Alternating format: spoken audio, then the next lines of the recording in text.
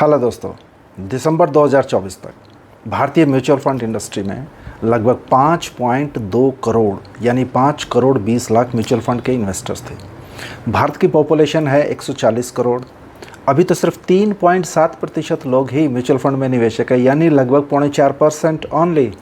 मेरे YouTube channel money and growth with doctor Malhan में आप सबका स्वागत है और आप देख रहे हैं म्यूचुअल फंड सीखो, वेल्थ बनाना आसान पार्ट 5। आइए समझते हैं म्यूचुअल फंड के अगले पॉइंट्स को आसान भाषा में। दोस्तों, म्यूचुअल फंड सीरीज का 5th टॉपिक और आज का पहला टॉपिक है म्यूचुअल फंड। म्यूचुअल फंड एक प्रकार का निवेश फंड है जो उस म्यूचुअल फंड के सभी निवेशकों से लाखों करोड़ों रुपए इकट्ठा करके पेशेवर फंड मैनेजर्स के द्वारा विभिन्न प्रकार के सिक्योरिटीज़ में निवेश किया जाता है। अब आप कहेंगे कि सिक्योरिटीज़ क्या होती है? सिक्योरिटीज़ का मतलब है जैसे stocks, bonds, gold, real estate, रीट्स, REITs, इसके बारे में 3-4 वीडियोस बनाई हैं मैंने रीट्स पे, ETF एट्सेट्रा। दोस्तों, म्यूचुअल फंड का मुख्य उद्देश्य है इन्वेस्टर्स के लिए रिटर्न जनरेट करना और रिस्क कम करने के लिए डाइवर्सिफिकेशन प्रदान करना।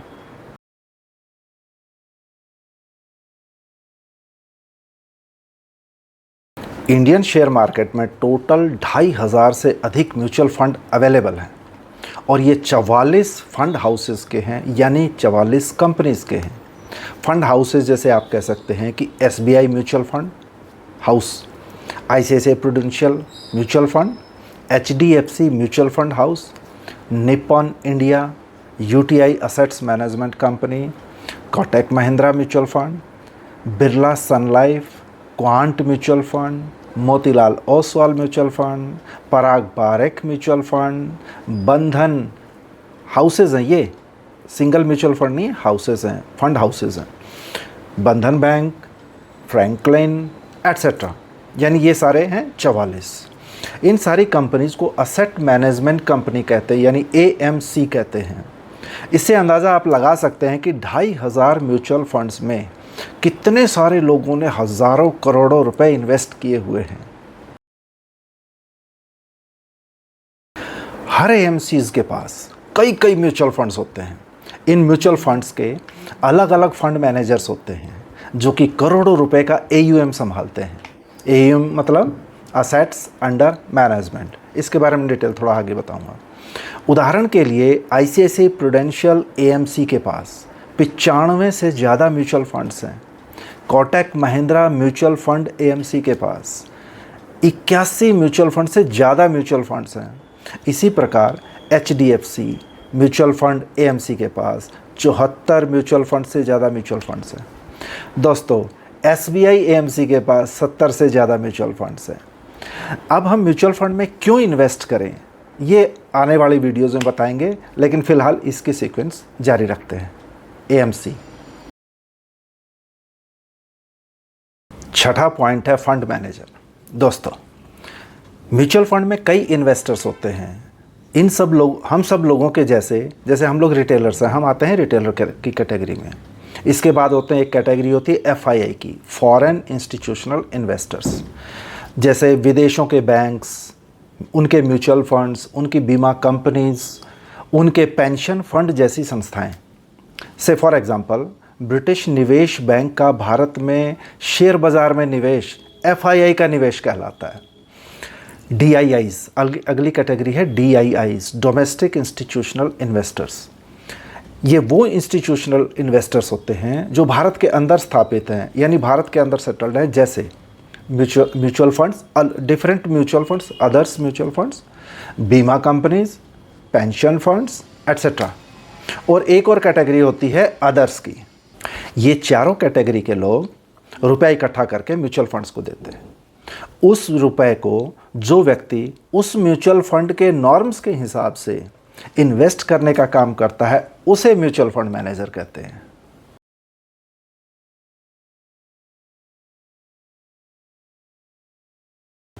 ये mutual fund manager highly qualified होते हैं, यानी जैसे MBA फाइनेंस जैसी डिग्री वाले तथा अपनी फील्ड के एक्सपर्ट्स होते हैं। इनको काफ़ी सालों का तजुर्बा भी होता है।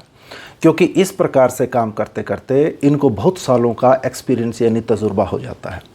इन्हीं खासियत की वजह से एएमसीज इनको पूरे म्यूचुअल फंड्स को संभालने की जिम्मेदारी देता है।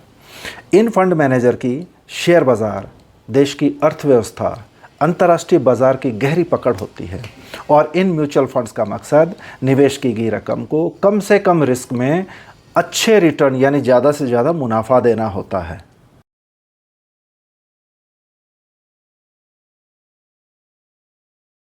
ये mutual fund managers completely professionals होते हैं, हर चीज़ को प्रोफेशनल तरीके से डील करते हैं।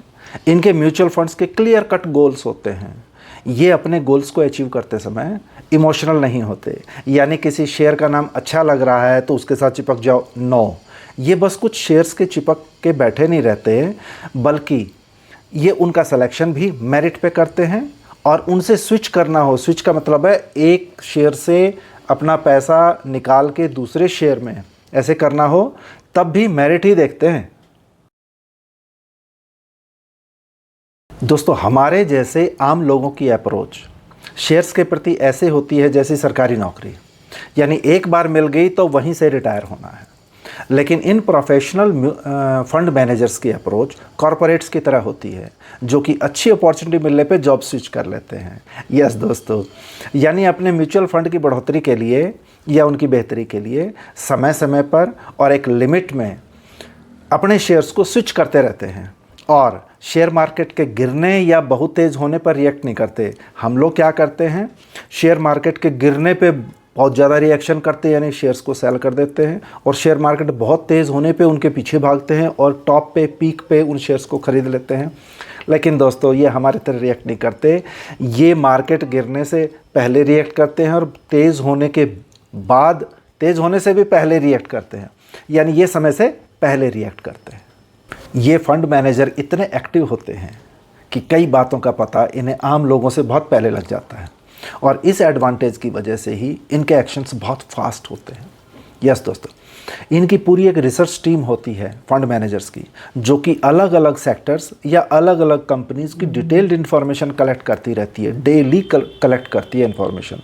जैसे कंपनी पिछले 2 साल में, 5 साल में, 10 साल में उन कंपनीज़ की रेवेन्यू क्या है, उन कंपनीज़ की सेल्स क्या है, कितना माल बेचा है उन्होंने, उनका नेट प्रॉफिट क्या है, यानी जितना सामान बेचा उसमें से कॉस्ट या खर्चा हटा के बचा क्या, नेट प्रॉफिट, असली बचत क्या हुई है उनकी। उनकी मैनेजमेंट टीम कैसी है उन कंपनीज़ की, क्या वो अच्छी है, क्या वो अपने शेयर होल्डर्स के बारे में अच्छा सोचती है या सिर्फ अपने अपने बारे में सोचती है। उस मैनेजमेंट टीम का, उनका पास्ट एक्सपोजर क्या है, उन लोगों की फ्यूचर प्लानिंग क्या है, यानी कंपनी के अंदर आगे क्या, कितना बढ़ोतरी होने वाली है, कितने के प्रोजेक्ट्स मिलने वाली हैं, ये सारी इन्फॉर्मेशन थोड़ा सा एडवांस ले लेते हैं वे लोग। क्या कंपनी के अंदर कोई फ्रॉड तो नहीं हो रहा या होने वाला तो नहीं है, वगैरह वगैरह जानकारियाँ वे इकट्ठी करते रहते हैं उनके रिसर्च टीम। अब इसके बेस पे रिसर्च और एनालिसिस करते हैं ताकि डिसीज़न ले सकें कि उस कंपनी में और पैसा लगाया जाए या उसका पैसा किसी और कंपनी में स्विच कर दिया जाए। अगला यानी 7th टॉपिक है NFO, न्यू फंड ऑफर। लेकिन NFO जानने से पहले हम IPO का जिक्र करते हैं। IPO को समझते हैं कि IPO क्या होता है। दोस्तों, जब कोई कंपनी यानी कोई भी कंपनी पहली बार शेयर मार्केट में अपनी कंपनी के शेयर्स को पब्लिक को बेचने के लिए ऑफ़र लाती है, उसे IPO कहते हैं। यानी कोई भी एक इंडिविजुअल कंपनी जब ऑफ़र लेके आती है कि भाई शेयर्स को लोगों में दें या FIIs में या DIIs में दें, बांटें, तो उसके लिए वो IPO लेके आते हैं, इनिशियल पब्लिक ऑफ़र। इसी प्रकार NFO का मतलब है न्यू फंड ऑफ़र। IPO की तरह ही जब कोई असेट मैनेजमेंट कंपनी यानी कोई AMC द्वारा किसी नए म्यूचुअल फंड को लॉन्च किया जाता है ताकि आम आदमी और FII फॉरेन इंस्टीट्यूशनल इन्वेस्टर्स और DIIs उसको खरीद कर सकें और उसमें निवेश कर सकें, तो उसे ही NFO कहते हैं। दोस्तों, यदि कोई मैनेजमेंट फंड जब पहली बार शेयर को खरीदने और बेचने के लिए लाता है तो AMC निवेशकों को पहली बार नई स्कीम्स की यूनिट्स ऑफ़र करती है कि कोई उसकी यूनिट्स एक निश्चित कीमत पे खरीद सके। आम तौर पर NFO की प्रति यूनिट की कीमत 10 रुपये होती है। यानी NFO किसी म्यूचुअल फंड में निवेश करने का नया नया, ताज़ा ताज़ा और पहला अवसर होता है। ये म्यूचुअल फंड्स या कहें कि ये म्यूचुअल फंड स्कीम्स विभिन्न प्रकार की हो सकती हैं, जैसे इक्विटी फंड स्कीम, यानी वो स्कीम्स, वो म्यूचुअल फंड्स जो सिर्फ इक्विटी यानी शेयर्स में ही हमारा पैसा लगाते हैं। इनका रिटर्न ज़्यादा होता है, लेकिन ये रिस्क भी ज़्यादा होता है। ये रिस्क सिर्फ शॉर्ट पीरियड का होता है। दोस्तों, शेयर मार्केट में रिस्क जो होता है वो शॉर्ट पीरियड का होता है। अगर हम शेयर मार्केट में लॉन्ग पीरियड या लॉन्गर टर्म करके इन्वेस्ट करें तो बहुत ज़्यादा परसेंट चांस हैं कि हमारा रिस्क घटता चला जाएगा। जैसे जैसे हम अवधि बढ़ाते चले जाएंगे, घटता चला जाएगा। लेकिन अब इन शेयर्स को देख के छांटना है, यानी कि किसी भी शेयर या किसी म्यूचुअल फंड में इन्वेस्ट कर दियो तो हमें लॉन्ग रन में बहुत पैसा होगा। नहीं दोस्तों, कुछ अच्छी कंपनियां, अच्छे म्यूचुअल फंड्स छांटने होंगे। तो दोस्तों, इनका रिटर्न ज़्यादा होता है और रिस्की भी होता है। यह रिस्क सिर्फ शॉर्ट पीरियड का होता है, यानी लॉन्गर पीरियड में यह रिस्क घटता चला जाता है और अच्छा खासा प्रॉफिट बना के देता है। दोस्तों, इसी तरह से जैसे डेट फंड है जो सिर्फ डेट असेट्स में इन्वेस्ट करते हैं, इनका मकसद ज़्यादा रिटर्न लेना नहीं होता, बल्कि पैसे को प्रोटेक्शन देना होता है। यानी कि पैसे घटे ना, चाहे ज़्यादा बढ़े ना, लेकिन घटे ना। जैसे FD की भी यही अप्रोच होती है कि आपको एक 5, 6, 7% का रिटर्न दे, उससे ज़्यादा नहीं देती FD। जबकि डेट फंड शायद FD से भी कुछ कम रिटर्न देते हैं। दोस्तों, एक नेक्स्ट होता है हाइब्रिड फंड, यानी इसमें इक्विटी और डेट का मिक्सचर होता है। कुछ पैसा डेट में, कुछ पैसा इक्विटी में, लेकिन प्रोपोर्शन अलग अलग हो सकता है, डिपेंड करता है उस म्यूचुअल फंड के स्ट्रक्चर के ऊपर। या फिर सेक्टर स्पेशल भी हो सकता है, जैसे कोई फार्मा सेक्टर है, जैसे कोई IT सेक्टर है, जैसे कोई डिफेंस सेक्टर है, उनके म्यूचुअल फंड्स, जैसे कोई FMCG सेक्टर्स है, जैसे कोई रेलवे सेक्टर है, आदि आदि ऐसे बहुत सारे सेक्टर्स हैं। इनमें किसी पार्टिकुलर सिर्फ ये उन्हीं में निवेश करते हैं। यानी FMCG सेक्टर है तो खाली FMCG के शेयर्स में इन्वेस्ट करेंगे, रेलवे सेक्टर है तो सिर्फ रेलवेज़ के शेयर्स में ही इन्वेस्ट करेंगे। या स्कीम के निवेश के पर्पज़ के आधार पर कई अन्य विशेष श्रेणी भी होती हैं।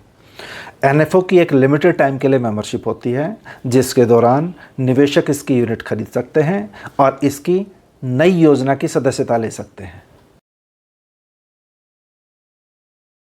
लीजिए, अब कुछ आपको आंकड़े पेश करता हूँ। म्यूचुअल फंड से रिलेटेड आंकड़े यानी स्टैटिस्टिक्स यानी डाटा। दोस्तों, दिसंबर 2024 के आखिर तक भारतीय म्यूचुअल फंड इंडस्ट्री में लगभग 5 करोड़ 20 लाख इन्वेस्टर्स थे, म्यूचुअल फंड्स के इन्वेस्टर। भारत की आबादी है लगभग 140 करोड़ और ये तो अभी इसका सिर्फ 3.7% ही हुआ है, यानी 4.5% के आसपास लोग ही म्यूचुअल फंड में निवेश कर रहे हैं इंडिया में। और अमेरिका से यदि हम अपने आप को कंपेयर करें तो वहाँ के 53% लोग, 53% लोग म्यूचुअल फंड्स में निवेशित हैं, जो कि 1980 में 5.7% था। अब सोचिए, 1980 में अमेरिका में 5.7% था, जो कि बढ़ के आज 53% हो गया। हमारे देश में आज के टाइम में 3.7% निवेशक हैं, यानी अमेरिका में जितने 1980 में थे, हमारे यहाँ आज उससे भी कम लोग हैं। और यही वजह है कि अमेरिका बहुत अमीर है और हमारा देश बहुत गरीब है। दोस्तों, देखिए, इन्वेस्टमेंट के अच्छे अच्छे तरीके, अच्छे जहाँ से आपको पॉसिबिलिटी है, जहाँ से आपको चांसेस हैं कि आपकी बचत ज़्यादा मल्टीप्लाई हो सके, वहाँ आपने करना पड़ेगा, निवेश करना पड़ेगा। अगर आप निवेश नहीं करेंगे तो आपका पैसा घटता चला जाएगा। और दोस्तों, म्यूचुअल फंड को शेयर मार्केट से कंपेयर करें तो शेयर बाज़ार में खाली शेयर्स में इन्वेस्टमेंट 17 करोड़ से अधिक इन्वेस्टर थे दिसंबर 24 के एंड तक। कुल मिला के शेयर मार्केट में निवेश करने वाले लोगों के लगभग 30.6% यानी लगभग 1/3 लोग म्यूचुअल फंड में निवेशक हैं। तो यानी म्यूचुअल फंड इंडस्ट्री हमारे पास शेयर मार्केट इंडस्ट्री की 1/3 है। लगभग 1/3 म्यूचुअल फंड्स के निवेशक थे दिसंबर 24 तक। क्या इसमें आपका भी पैसा लगा है? क्या आप भी 5.2 करोड़ म्यूचुअल फंड निवेशकों में से एक हैं? बताइए, लिखिएगा, कमेंट कीजिएगा। तो दोस्तों, अगर आपको ये वीडियो अच्छी और इन्फॉर्मेटिव लगी हो तो आप इसको लाइक, शेयर और कमेंट कर सकते हैं।